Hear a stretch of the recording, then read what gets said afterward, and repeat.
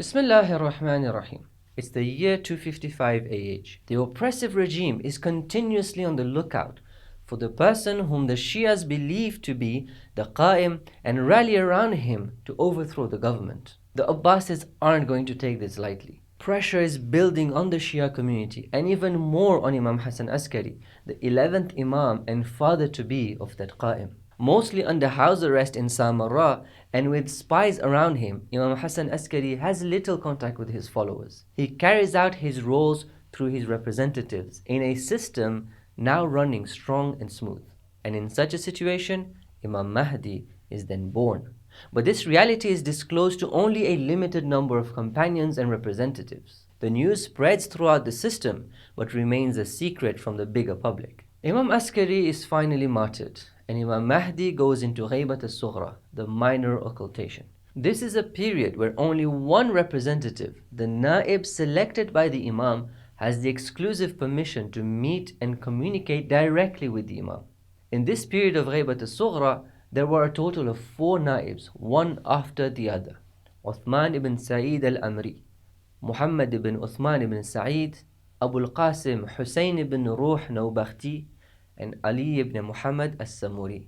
The Na'ib would continue to run the network of representatives as was done during the lives of the previous Imams, ensuring that the worldly and spiritual affairs of the Shia community are being catered for.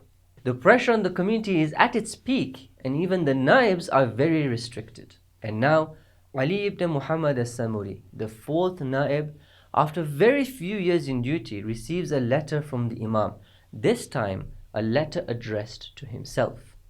A part of the letter reads, "O Ali ibn Muhammad, you will pass away in 6 days, so gather your affairs and do not appoint anyone after you to take over your role.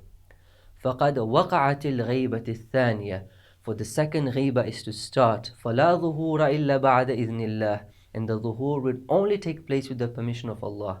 وَذَلِكَ بَعْدَ طُولِ الْأَمَدِ وَقَسْوَةِ الْقُلُوبِ وَامْتِلَاءِ الْأَرْضِ جَوْرًا, and that will be after a very long period and the hardening of hearts and the earth being filled with oppression." And so ends the direct communication of the Imam to his representatives and his Shi'as, and the second Ghaybah, the Ghaybatul Kubra, has started. But was this Ghaybah to be the end of all efforts? Does this mean that religion goes on hold and we have no more responsibilities until he comes? Of course not. The system of representatives was the means through which the Imams carried out their duty of guidance and tarbiyah, and they taught their companions how to handle this sensitive task for such a time when the Imam would no longer be present. The system of Wukala evolved across time and led to what we have today, which will be discussed in the next session, inshallah.